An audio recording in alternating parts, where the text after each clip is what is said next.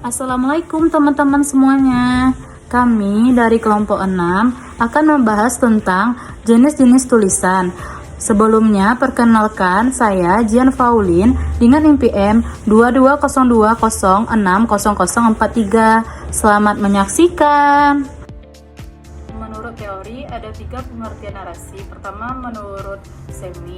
Menurut Semi, narasi pada umumnya digunakan untuk menyampaikan rangkaian peristiwa yang dialami manusia. Sedangkan menurut Keraf adalah narasi adalah suatu bentuk wacana yang berusaha menggambarkan dengan sejelas-jelasnya kepada pembaca tentang peristiwa yang terjadi. Sedangkan menurut Alwi, narasi adalah gaya atau corak tulisan yang bertujuan menceritakan rangkaian peristiwa atau pengalaman manusia berdasarkan perkembangan dari waktu ke waktu. Selanjutnya, kita akan membahas tentang ciri-ciri tulisan narasi.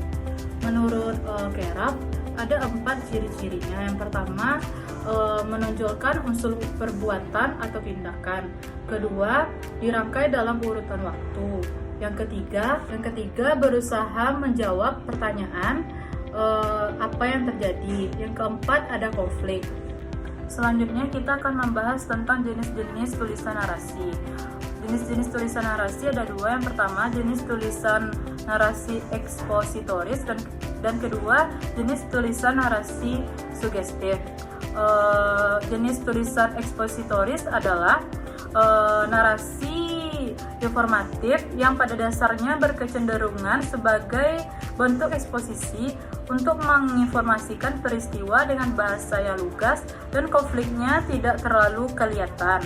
Sedangkan tulisan narasi sugestif adalah suatu rangkaian peristiwa yang disajikan sekian macam sehingga merangsang daya khayal para pembaca. Selanjutnya, poin B, kita akan membahas tentang pengertian tulisan deskripsi. Tulisan deskripsi adalah tulisan yang digunakan penulis untuk mendeskripsikan atau menguraikan sesuatu. Tulisan deskripsi tujuannya untuk memberikan perincian atau detail tentang objek sehingga dapat memberi pengaruh terhadap pembaca atau pendengar, bagaikan pembaca ikut melihat, mendengarkan, merasakan atau mengalami langsung objek tersebut. Selanjutnya kita akan membahas tentang ciri-ciri tulisan deskripsi.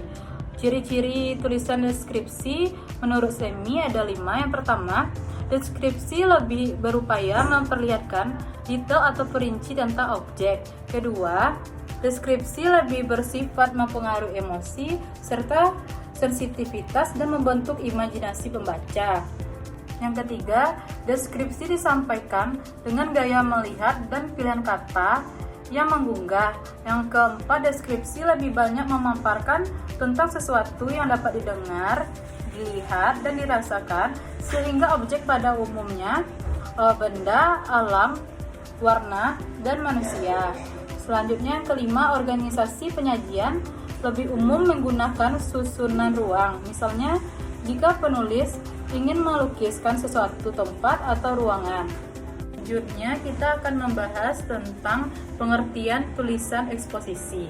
Pengertian tulisan eksposisi adalah tulisan yang bertujuan menjelaskan, memberikan informasi tentang sesuatu. Selanjutnya kita akan membahas tentang ciri-ciri tulisan eksposisi. Ciri-ciri tulisan eksposisi ada 5. Yang pertama, berupa tulisan yang memberikan pengertian dan pengetahuan. Kedua, menjawab pertanyaan dari apa, mengapa, kapan, dan bagaimana. Ketiga, disampaikan dengan bahasa baku. Keempat, menggunakan lebih umum susunan logis. Dan yang kelima, sampaikan dengan nada netral, tidak memihak, dan tidak memaksakan sikap penulis terhadap pembaca.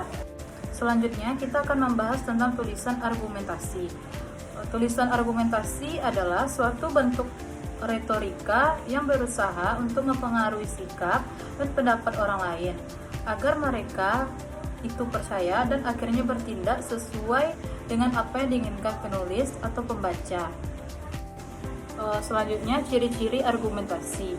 Ciri-ciri argumentasi ada 4. Yang pertama, merupakan hasil pemikiran yang kritis dan logis. Yang kedua, bertolak dari fakta atau evidensi yang ada. Ketiga, bersifat mengajak atau mempengaruhi orang lain. Yang keempat, dapat diuji kebenarannya. Jadi kesimpulan dari materi kita pada hari ini ialah narasi bertujuan untuk mengisahkan atau menceritakan sesuatu cerita kepada pembaca. Sedangkan deskripsi bertujuan memberikan kesan atau impresi kepada pembaca terhadap objek, gagasan, tempat, peristiwa, dan semacamnya. Selanjutnya, argumentasi diturunkan dari verba atau yang diartikan untuk membuktikan atau menyampaikan alasan. Argumentasi bertujuan menyampaikan suatu pendapat, obsesi, atau opini tertulis kepada pembaca.